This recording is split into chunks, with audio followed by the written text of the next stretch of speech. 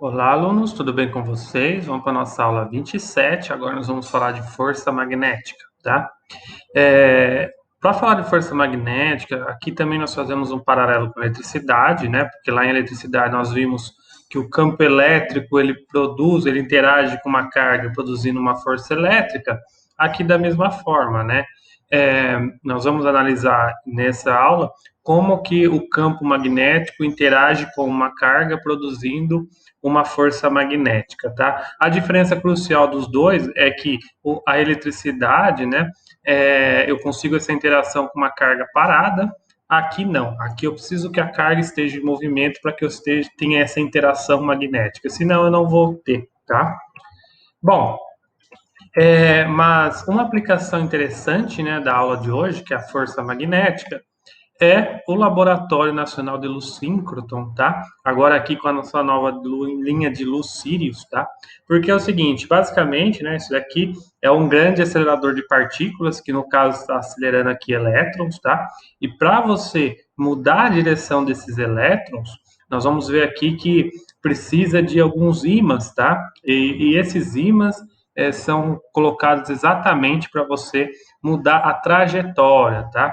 E aí você combina com campos elétricos para você acelerar essa partícula ou frear ela, tá? Então, as aplicações da força magnética, do campo magnético atuando sobre uma partícula carregada, é de importantíssimo uso hoje em dia, né? Inclusive em outros equipamentos, como espectroscopia de massa e tudo mais, tá? Bom, mas a força magnética é o seguinte: a força magnética atuando sobre uma partícula carregada, né? Então, como eu falei, o que se percebe experimentalmente eu só vou ter força magnética quando tiver uma partícula em movimento. Então, se a partícula estiver parada, eu não vou ter. Lógico, agora eu estou considerando então uma partícula imersa num campo magnético, não é o campo magnético dela, tá? Então, por exemplo, eu tenho um ímã aqui e aí a partícula está, está dentro desse campo magnético desse ímã, tá? Então, a primeira evidência experimental é que a força magnética depende da velocidade. Se a partícula estiver parada, não tem força magnética. Se ela estiver em movimento, tem força magnética. Quanto maior a velocidade, maior a força magnética. Então, é normal, então, que a força magnética seja proporcional à velocidade. Um outro ponto que se percebe é que é diretamente proporcional à carga da partícula. Quanto maior a carga da partícula, maior é a força magnética que ela vai sentir. E também depende do campo magnético. Quanto mais intenso o campo, maior a interação da carga com o campo magnético, tá? E aí tem um detalhe também. Aqui é importante que observa-se que depende aqui de um termo angular, porque se a partícula estiver viajando paralelamente ao campo, tá? Nesse caso aqui, ó, veja, a direção, o vetor velocidade está na mesma direção do vetor B, eu não tenho força magnética. Mas se ela estiver perpendicular ao campo, tá? Fazendo um ângulo de 90 graus, então eu tenho a força magnética máxima, tá? Então, percebe-se que se eu tiver um ângulo qualquer aqui, a dependência vai estar com seno de θ, tá bom?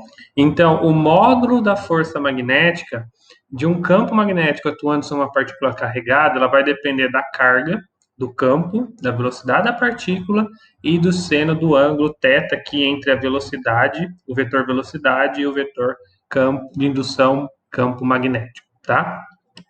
Bom, como estamos falando de força, então a unidade padrão é Newton, tá? E veja que essa força aqui agora ela entra em todas aquelas aplicações das leis de Newton que a gente viu, né? Força da mola, força centrípeta, força peso, força normal, força de atrito. Agora nós temos mais um termo, né? Que podemos considerar como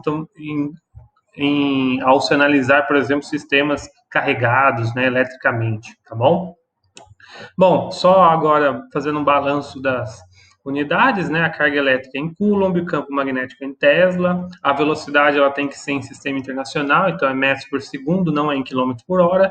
Aliás, até porque essas velocidades dessas partículas vão ser velocidades altas, né? Então não vai ser dada em quilômetros por hora, pode ser dada em quilômetros por segundo, tá? Aí fazendo uma comparação com a velocidade da luz, mas nesse caso aqui, geralmente é metros por segundo, nós vamos usar sempre, tá? E o ângulo vai ser dado em graus. É em graus, não é em radianos, porque justamente nós estamos tratando aqui de trigonometria, tá bom?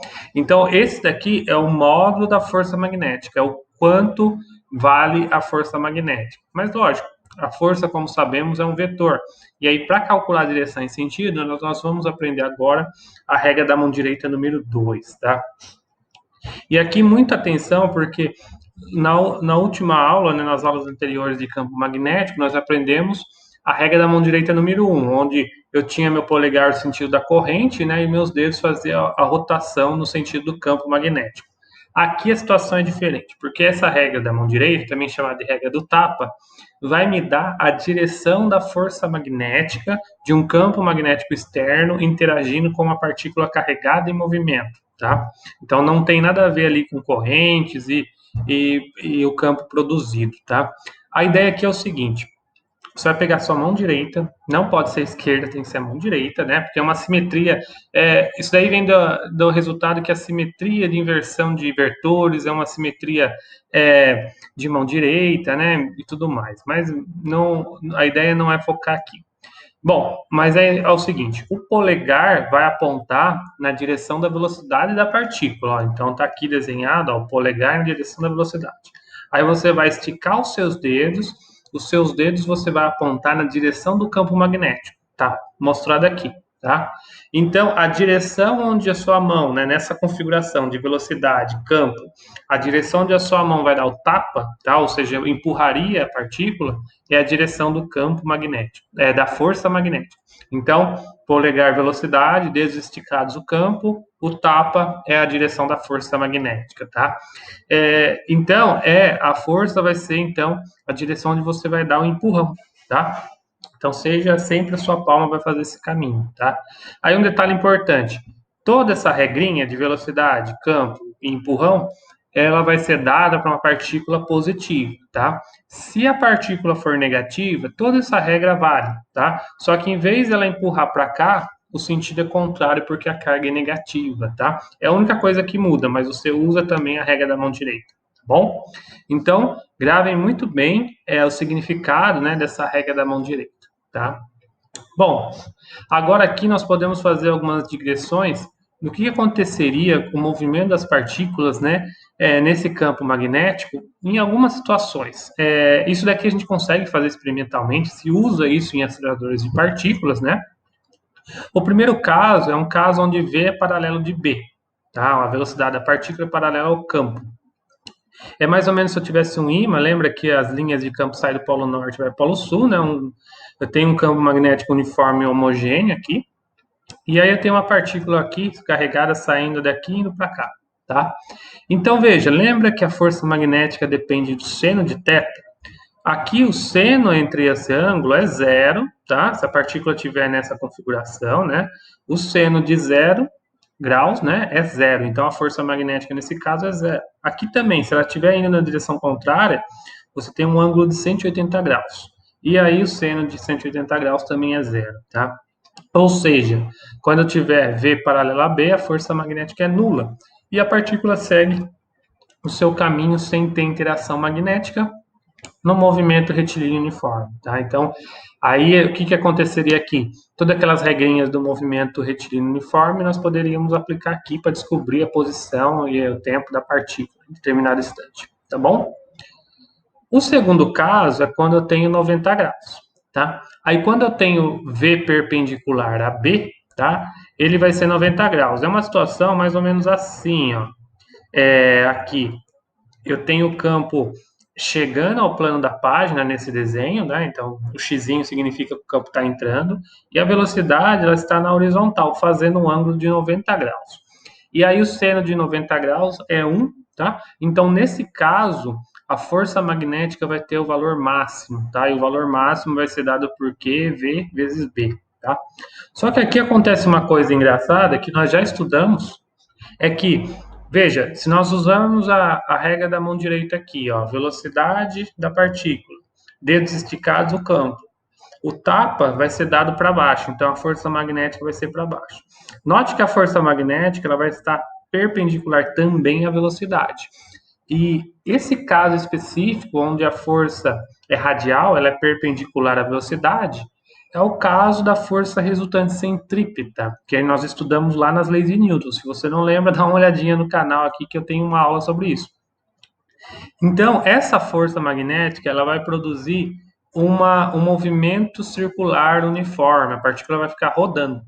E por que ela fica rodando? Porque essa força centrípeta, ela não muda o módulo da velocidade, mas ela muda somente a direção e sentido, tá? Então, a partícula vai ficar rotacionando. E assim, então, essa força magnética, ela vai ser a força resultante centrípeta, e se vocês lembrarem lá das nossas aulas de dinâmica newtoniana, a força resultante centrípeta é massa, velocidade ao quadrado dividido pelo raio, tá? Raio da trajetória. Então, a partícula vai ficar rotacionando, tá? E note aqui, ó, se a partícula fosse negativa, a força magnética na verdade, seria para cima e ela ficaria rodando, na verdade, nesse sentido, tá? Bom, esse resultado ele é muito importante. Na verdade, muitos aceleradores de partículas descobriram partículas novas somente analisando o rastro deixado, né, pela partícula numa câmara de bolhas. E ela fazia um rastro justamente aqui circular, tá? E aí analisando o raio dessa trajetória, a direção, se foi para a direita ou para a esquerda, eles conseguiam determinar importantes informações sobre a partícula, tá? Que tipo de informações? Para você ter uma ideia, né? Se eu igualar essa força aqui, magnética, com a força resultante centrípeta, mv ao quadrado sobre r, eu consigo encontrar uma expressão para o raio dessa trajetória. O raio da trajetória aqui vai ser dado pela massa, na verdade, assim, vai ser dado pela razão, massa, carga da partícula. Então, isso daqui são dois valores constantes, tá? Imagine se você for descobrir uma partícula nova, a razão, massa e carga você já sabe, tá? Então, você não precisa, mesmo você não sabendo o valor da massa e o valor da carga, mas essa razão você vai saber que é uma constante.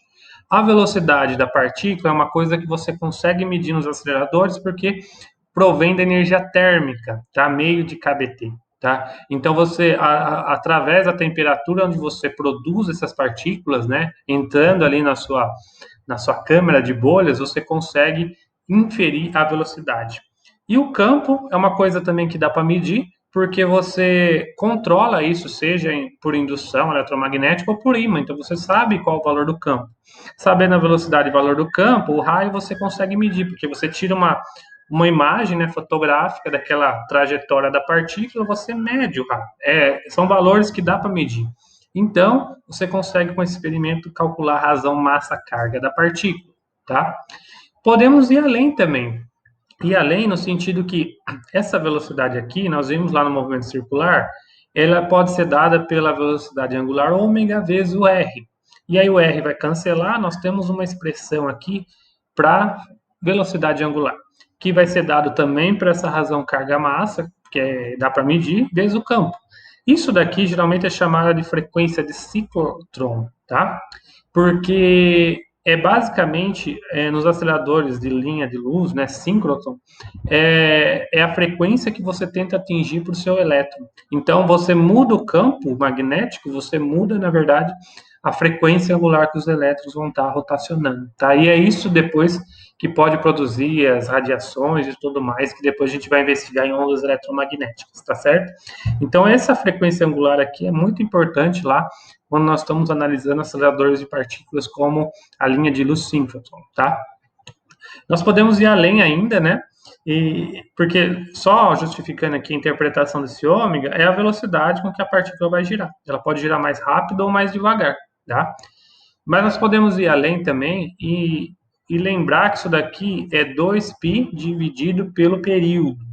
Então, nós podemos expressar o período da partícula, o período é o tempo que ela leva para dar uma volta completa, em termos de outras constantes fundamentais, 2π, massa dividido pela carga vezes b, tá?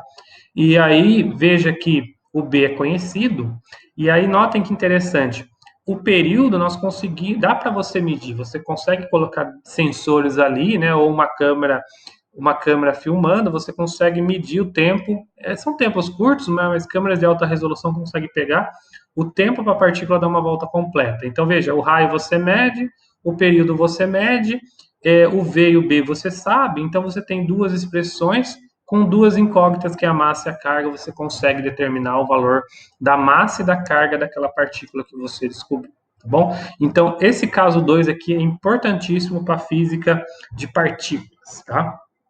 E nós temos o caso 3, que é o caso mais geral, quando eu tenho V oblíquo a B, ou seja, a velocidade V, ela tem fazendo um ângulo θ aqui com B. Nesse caso, a força magnética vai ser dada pela expressão geral, né? Mas aí eu tenho duas componentes. Essa componente paralela não vai interagir com o campo, vai fazer com que a partícula vá na direção retilínea. E essa componente perpendicular vai produzir, então, aquele movimento circular. Então, eu tenho uma soma do movimento circular com o movimento retilíneo, isso dá origem ao movimento helicoidal, a partícula vai ficar girando e indo para frente, tá? Então, esse é o caso mais geral, tá bom? Pessoal, então, a aula de hoje era isso que eu queria mostrar, eu queria mostrar para vocês a força magnética, né? Atuando numa partícula carregada em movimento no campo magnético externo e como fazemos uso aí da regra da mão direita número 2, tá? Agora aqui alguns exemplos, ó. Eu tenho uma partícula alfa, ela está aqui no ponto D, ela tem esse valor de carga elétrica, ela se move com uma velocidade muito alta, é a velocidade típica dessas partículas, né, 10 a quinta metros por segundo, e aqui você tem o valor do campo, tá? É um campo elevadíssimo, né, mas aqui é só para ilustração didática. Eu quero caracterizar a força magnética, mas notem, caracterizar a força magnética não é só dar o módulo dela, porque ele é um vetor, então eu quero saber também a direção e sentido. O módulo, bom, eu vou usar então a relação aqui que a gente viu na aula de hoje. E aí notem que isso aqui é um cubo, né? O campo ele está numa aresta e a velocidade na outra aresta. Então o ângulo entre os dois é 90 graus. Então aqui vai ser seno de 90 graus, tá? E aqui eu coloquei os valores da carga, do campo e da velocidade. Fazendo as contas, eu chego que o valor da força magnética é 24 vezes 10 a 9 newtons, tá? E aí vem a questão da direção e sentido. Novamente, regra da mão direita, o polegar ele vai na direção da velocidade, você estica os dedos na direção do campo, a direção do tapa é a direção da força magnética. Com a partícula positiva, então, já vai ser dada a direção da força pela regra do tapa, então a direção é de D para C. Tente fazer em casa, veja se você consegue encontrar o mesmo resultado, tá? Se a partícula fosse negativa, a direção seria de C para D, mas como ela é positiva, então é de D para C, tá bom? Há um outro exemplo importante aqui, é o caso do espectrômetro de massa. É um experimento que você consegue, por exemplo, calcular a massa e a carga dos elementos, né? Então, nesse experimento, eu tenho, ó, veja, eu tenho um orifício, né? E aí eu tenho um campo magnético aqui, que ele, xizinho, que ele está entrando na página. Então, a partícula entra com velocidade v, tá? Nesse orifício A, com uma velocidade de 7,510 a quinta metros por segundo, ela está perpendicular ao campo, então é 90 graus, né? E aí nós vimos que quando você tem 90 graus, então você vai ter um movimento circular. Então essa partícula pode cair para cá, ou ela vai cair para cá, tá? No movimento circular. É isso que vai acontecer. O campo vale meio Tesla, tá? E eu também sei a relação massa-carga do próton, que eu estou jogando próton aqui, 10 a menos 8 kg por coulomb. Então, a partir dessas informações, eu quero saber o ponto C, né, onde o próton vai bater nesse anteparo. Ele vai bater aqui, ou vai bater aqui, e qual é o ponto, tá? Aí é o seguinte, vamos usar a regra da mão direita para saber qual é a direção que ela vai cair. Então, a velocidade ela está para cima, o campo está chegando na página, então ela vai cair para este lado aqui, tá? Então, ela vai fazer essa trajetória, ela vai fazer um semicírculo e vai cair nesse lado.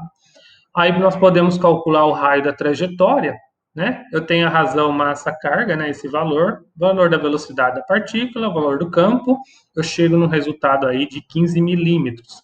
Só que notem, ela vai fazer um semicírculo, e esse semicírculo é o diâmetro do círculo, né? Então ela vai percorrer, na verdade, o ponto C vai estar localizado a 2 vezes o raio. Então a resposta final aqui é 30 milímetros, tá bom? E veja que milímetros é uma distância que a gente consegue medir, tá? Então, é por isso que o espectrômetro de massa funciona dessa forma, porque partículas mais pesadas, elas vão cair antes, Na verdade, elas vão cair depois, partículas mais leves caem antes. Então, você medindo esses valores, você consegue saber se um átomo ou uma partícula é mais pesada do que outra, tá? Então, a resposta aqui seria 2 vezes o raio, 30 milímetros. Depois eu quero saber o tempo que vai demorar para ela cair e bater no anteparo. O tempo do semicírculo, ela é metade do período. Então, aqui eu vou calcular a metade do período. O período a gente já viu como calcula, né? 2π m sobre QB. Eu tenho todos esses valores, então eu vou encontrar um valor de aproximadamente, né, 0,06 microsegundos. Um tempo bem curto, porque a partícula viaja numa velocidade bem rápida. Tá bom? Pessoal, então é isso. Espero que tenham gostado. Na próxima aula, nós vamos nos aprofundar, então, nessa questão da força magnética no caso de correntes. Obrigado e até a próxima.